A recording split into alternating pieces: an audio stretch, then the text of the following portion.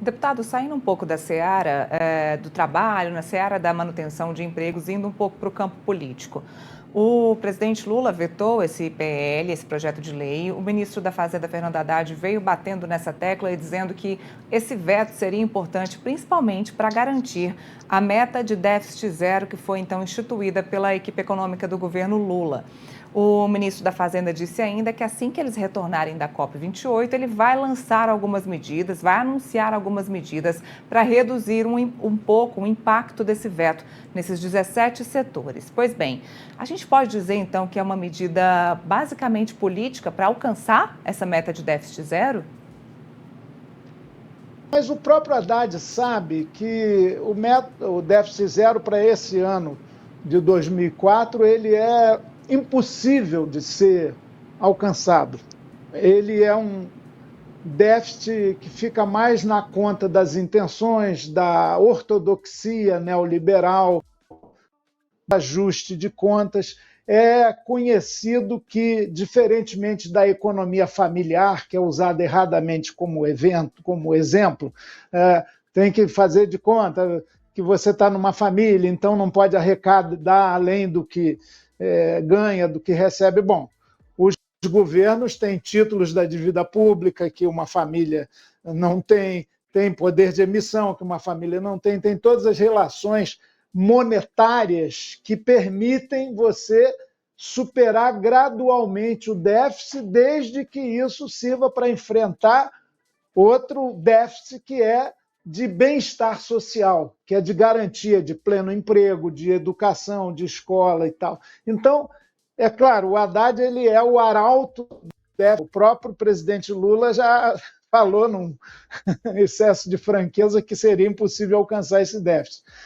Eu entendo que o governo devia apresentar até medidas compensatórias desse veto, que corta privilégios, repito, na nossa avaliação, e que tem tendência pelos setores lobistas que envolve a ser derrubado, mas devia apresentar antes. Eu não entendi porque vai esperar a volta da 28 e tal, porque esse veto está em vias de ser apreciado pelo Congresso, pela maioria que aprovou a renovação desses privilégios.